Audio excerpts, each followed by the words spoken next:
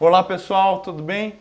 Bom, hoje eu nem vou apresentar, né? Porque o cara aqui é fera em teatro. Artílio, muito obrigado por ter vindo. Me diz uma coisa, por que o brasileiro não tem costume de ir ao teatro? Eu acho quer dizer, que é uma questão cultural isso, né? Quer dizer, em vários países, por exemplo, você pega a Inglaterra, por exemplo, a criançada com 10, 12 anos recita as obras de Shakespeare, né? Aqui a gente mal conhece, mal sabe quem foram os grandes dramaturgos brasileiros. Então, quer dizer, eu acho que a gente vive um processo de desmantelamento cultural muito grande. Quer dizer, o nível cultural, nível educacional, quer dizer, aquilo que se ensina nas escolas, a gente não tem visto isso piorando a cada dia, a cada ano. O tempo vai passando e a situação da educação do país vai piorando. E a educação está intimamente ligada à cultura. Quer dizer, se a pessoa não conhece, não tem informação, né, jamais vai saber se gosta ou se não gosta de teatro, ou da boa música, ou de um bom filme, né? Então, acho que o fato da gente ter tão pouca gente, proporcionalmente, indo ao teatro no Brasil, está diretamente ligado à questão educacional mesmo. Agora, nós temos algumas, as peças acontecem no grande centro de São Paulo, né? Então, Teatro Augusta, Teatro Comune, Teatro Beradesco, Teatro NET, tudo naquele mesmo miolo. Qual a dificuldade, então, de ir para a periferia? Eu acho que hoje em dia até já há um movimento mais forte em direção à periferia, né? Já tem vários grupos sediados nas pontas da cidade, né? Na região mais periférica da cidade. É claro que o grande teatro, esse que você está falando, né? O grande espetáculo, a grande peça, dificilmente vai poder ir para a periferia, né? Porque não tem estrutura na periferia para receber um espetáculo desse porte. Quer dizer, quem faz um espetáculo no Teatro NET dificilmente vai fazer esse mesmo espetáculo no Espaço Cultural em Cena, por exemplo, que tem 80 lugares, quer dizer, é impossível, né? Mas acho que está havendo um movimento forte, vamos dizer, de criar pequenos núcleos. Quando eu digo pequenos, não quer dizer que não sejam importantes, eles são importantes. São pequenos pela estrutura pequena que eles têm. Mas já há um movimento muito forte, tem muitos grupos de periferia fazendo trabalhos bem bacanas, assim, e eu acho que isso tende a aumentar com o tempo. Outro dia eu estava conversando com um produtor, amigo meu, não sei se você deve conhecer também, o Kiko Reiser. Ele falou que vai estrear o teatro dele em Porta de Bar, né? Então o teatro já está realmente saindo Do espaço do espaço convencional. convencional e indo para o público, É. né? Então você começa a ver o teatro mais na Paulista, no meio da Paulista, no meio da Augusta. Eu acho que não só em São Paulo, né? Mas algumas... Não, isso é uma tendência mesmo. O Chico de Assis, um dramaturgo maravilhoso que morreu agora recentemente, tinha uma tese assim que eu acho muito bonita, que é o teatro é onde o ator está. Onde o ator bota o pé, ali se torna um palco. Então isso pode ser um teatro convencional, pode ser na rua, pode ser no boteco, pode ser numa quitanda, num açougue. Onde o ator estiver, onde ele colocar o pé e dizer alguma coisa, ali é um teatro. Ali está se fazendo teatro. Então você pode fazer em qualquer lugar. Eu acho que isso é uma tendência mundial mesmo, quer dizer, de buscar espaços alternativos, espaços não convencionais, vamos dizer assim, para apresentar os espetáculos. E eu acho isso muito bacana. Alguns resultados são bem intrigantes, são bem curiosos, né? são muito bonitos, coisas muito legais. Me diz uma coisa, qual a diferença entre os espetáculos aqui do Brasil e o lá de fora? Mas acho que a diferença principal é estrutural. Né? Quer dizer, aqui no Brasil a gente padece sempre, isso já de há muito tempo, de falta de estrutura assim, de espaço, estrutura financeira, de você manter um espetáculo em cartaz. Quer dizer, hoje é impossível você manter um espetáculo em cartaz dependendo simplesmente da bilheteria. A bilheteria hoje não cobre mais os custos de um teatro, de uma peça e da manutenção de um espaço teatral. Então, quer dizer, essa falta de estrutura, do entendimento do teatro como negócio. Né? Quer dizer, o teatro é arte, mas é também um negócio. É também um negócio. Se ele não for um negócio, ele não consegue se manter. Né? E eu acho que essa situação ainda não está equacionada aqui no A Lei país. Rouanet não ajuda também? Ajuda, mas não é suficiente. Sabe? Quer dizer, a Lei Rouanet ela é muito ligada a eventos. Quer dizer, você monta um espetáculo, aquilo é um evento, né? Você consegue, se você tiver muita sorte, muito conhecimento, muito contato, você consegue um patrocínio através da Lei Rouanet. para aquele espetáculo, para aquele evento. E quando acabou, e o próximo trabalho? Toca você fazer um novo projeto, correr atrás de um patrocínio, quer dizer, não há um projeto de continuidade. Quer dizer, se uma companhia teatral que tem 20 anos ou 30 anos em atividade, ela deveria ter algum respaldo. Quer dizer, ela já provou que ela vamos dizer, ela produz coisas interessantes pela longevidade dela, mas ela está sempre correndo atrás do próximo projeto. Ela não tem uma garantia de continuidade do trabalho. Hoje o teatro, ele, além de ter o musical, o teatro em prosa, surgiram outras vertentes também, como o stand-up, né? Ou então aquele pessoal que faz pessoal que brinca muito com o público também, né? Tem alguns diretores, tem alguns produtores que já são mais antigos do teatro que não gostam mais juntar o stand-up com o teatro. O que você acha? Eu acho que são duas coisas diferentes. Eu acho que o stand-up é uma outra coisa. O stand-up surgiu nos Estados Unidos como um evento de bar. Né? As pessoas iam nos bares, os bares tinham aqueles palquinhos, e um microfone. Então você não tem figurino, você não tem uma cenografia, você não tem uma dramaturgia, você não tem nada daquilo que caracteriza o teatro. O que caracteriza o teatro? Não é só o ator. É a dramaturgia, é uma cenografia, é um figurino, é uma direção. Né? O stand-up dispensa tudo isso. Então o stand-up acho que está mais para o lado do show do que para o lado do teatro. Geralmente o stand-up... Não tenho nada contra, eu gosto muito. Apresento, tem vários stand-upistas aí que são geniais. Mas acho que eles pegam mais a linha do show do que a linha do teatro. Geralmente até o stand-up nem é ator também, né? O cara... Não precisa, não né? Precisa, não né? precisa, ele basta ser um bom contador de casos, um bom contador de piadas, né? Basta ser um cara esperto, que saiba controlar o público. E um tempo atrás a gente teve o Sai de Baixo, que a Globo adotou... Teatro com público. Teatro com público, né? Gravado, né? Como que foi? Você chegou a ver alguns espetáculos na época? Não? Eu trabalhava na TV Cultura na época e a gente fez um experimento semelhante ao Sai de Baixo lá, que foi uma série chamada Senta que lá vem comédia. Nós pegamos 26 ou 27 comédias clássicas brasileiras e fizemos no esquema do Sai de Baixo, vamos dizer assim. Elas aconteciam no Teatro Maria de la Costa, com público, a entrada era gratuita, então sempre tinha filas quilométricas na porta. E a gente gravava e depois colocava no ar na TV Cultura. Eu acho excelente esse formato. Gosto pra caramba desse formato. Acho que você transmite para quem está em casa. Porque a gente fala, de teatro, é diferente a realidade daqui de São Paulo, por exemplo, com as cidades do interior de São Paulo, ou pelo Brasil afora. Tem cidades que nem sequer têm teatro. Né? Ou a dificuldade, você tem um teatro, mas vai uma peça cada não sei quanto tempo. E não tem oportunidade de ter contato com as grandes peças, que também têm dificuldade de viajar. Então, as grandes peças acabam ficando nas capitais, acabam não indo muito para o interior. As pequenas peças que acabam viajando. Então, esse público do interior, por exemplo, das outras cidades, não tem contato com as grandes peças. Através da televisão ele pode ter. Claro que nunca é a mesma coisa. O teatro, ao vivo, você estando ali na plateia, né, a tua sensação é completamente diferente, né? Mas, não sendo possível isso, você tendo o teatro gravado, chegar na sua casa pela televisão, a presença do público na gravação já te estimula, já te dá uma sensação diferente, é como se você, entre aspas, estivesse ali presente, vendo aquilo, né? O público ri, o público reage e tal. Eu acho esse formato excelente, gostaria que tivesse mais. Você estava falando que as pequenas peças conseguem viajar, as grandes não, né? Às vezes, né? Às vezes. Até eu fui... Sexta passada terminou a Casa de Bernarda Alba, não sei se você chegou a ver. Não cheguei a ver. Lá no Teatro Comune. No Comune, Que eles vão começar a viajar, acho que em junho, para o interior.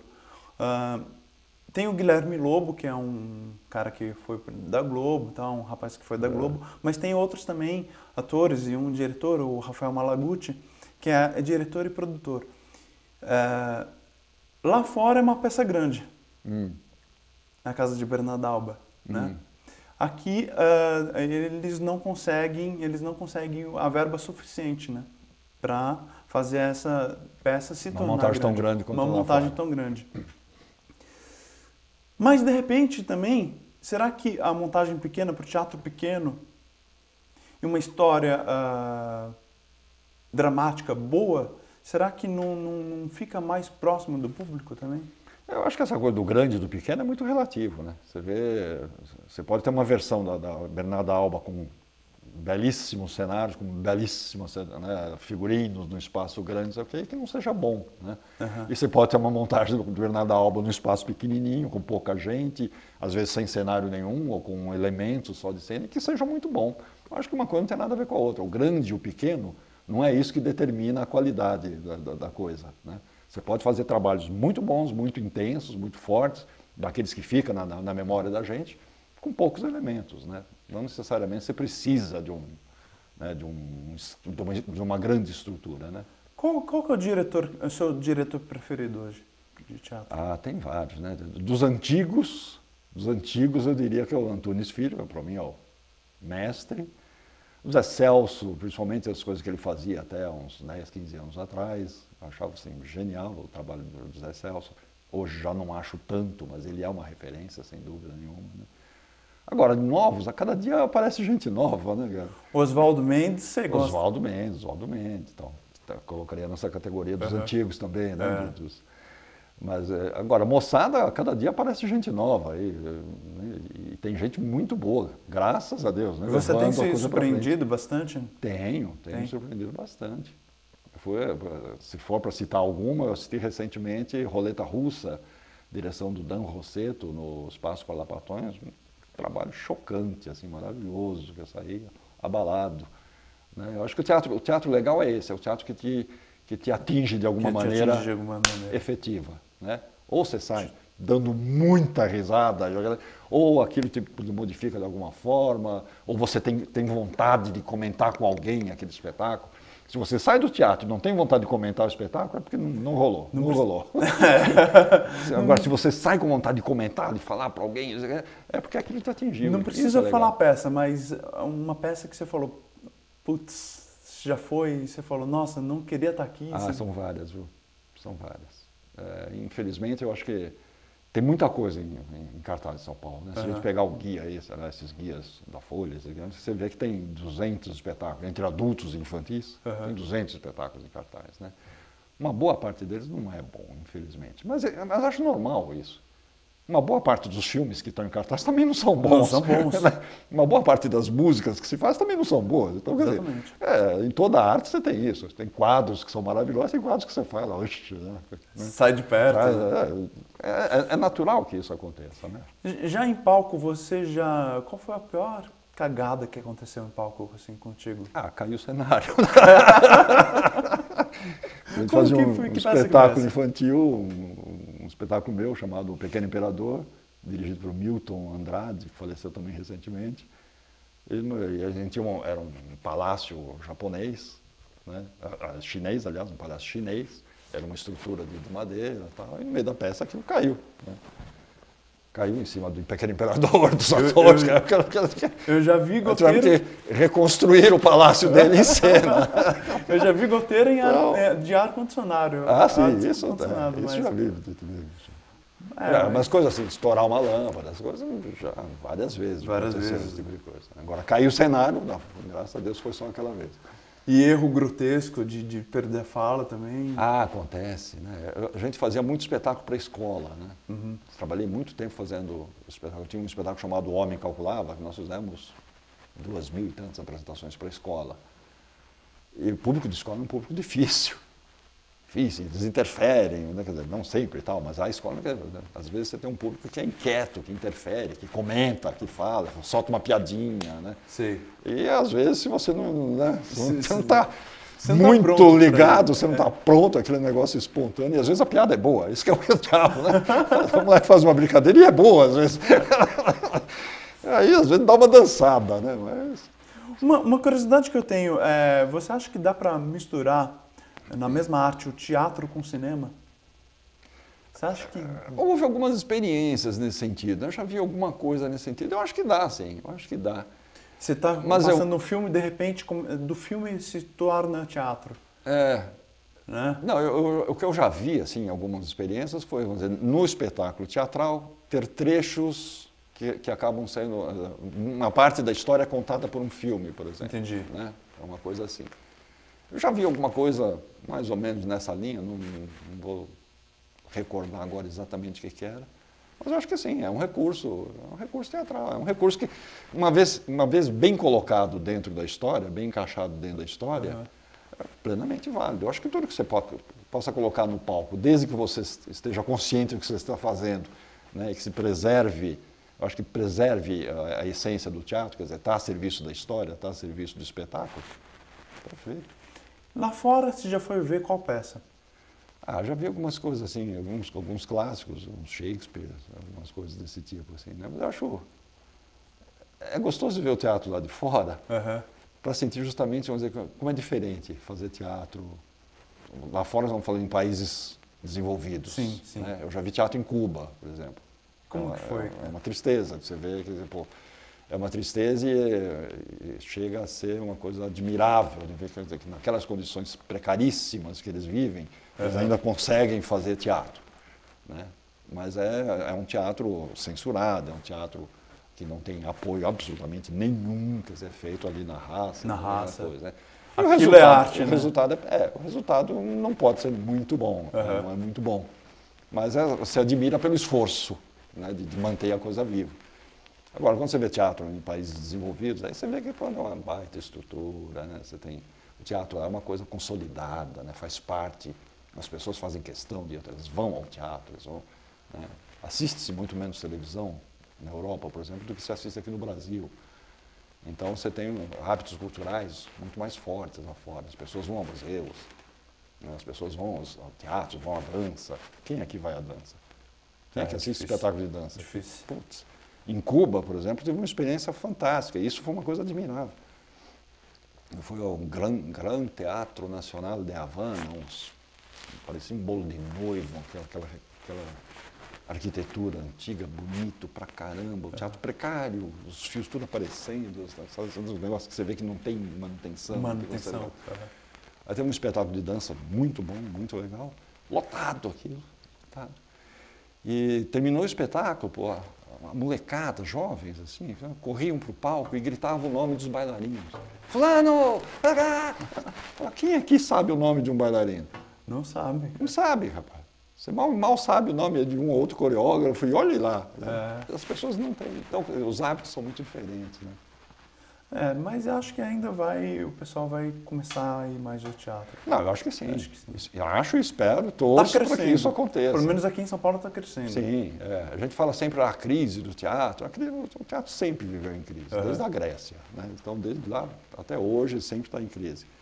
Mas há falta de público? Realmente há uma falta de público, né? Eu acho que não é que há uma falta de público, poderia ser muito maior se a gente tivesse aquilo que é o começo da nossa conversa, uma base educacional mais forte, que estimulasse as pessoas a frequentar museus, a frequentar exposições, a frequentar teatro, né, dança, essas coisas todas. Mas eu acho que um dia chegaremos lá. Um dia chegaremos lá. Atílio, eu queria que você então convidasse o pessoal para ir ao teatro. As pessoas não sabem o grande... Quem nunca foi ao teatro, ou quem não costuma ir ao teatro, talvez não tenha percebido ainda o grande barato que é o teatro, né? Como o teatro atinge muito mais diretamente as pessoas do que um bom teatro atinge muito mais a pessoa do que um bom filme, por exemplo, né? Mas o fato de você estar ali com um ator ao vivo, respirando, suando na sua frente, dizendo aquele texto diretamente para você, para aquela pequena plateia, sem interferência de nenhuma máquina, nenhuma câmera, né, nenhum efeito especial, nenhum truque de pós-edição, coisas desse tipo. Quer dizer, isso é um barato insubstituível, né? E eu acho que se você vai assistir um espetáculo e não gostou, vai assistir outro. Porque assim como você tem maus filmes, você tem também um teatro que às vezes não é de boa qualidade, mas não desista dele. Existem grandes espetáculos, bons espetáculos em cartaz. Você vai acabar achando um deles e vai ser contaminado para sempre por ele. E vocês já sabem, compartilhem, inscrevam-se e curtam o nosso canal. Atílio. Obrigado pelo convite.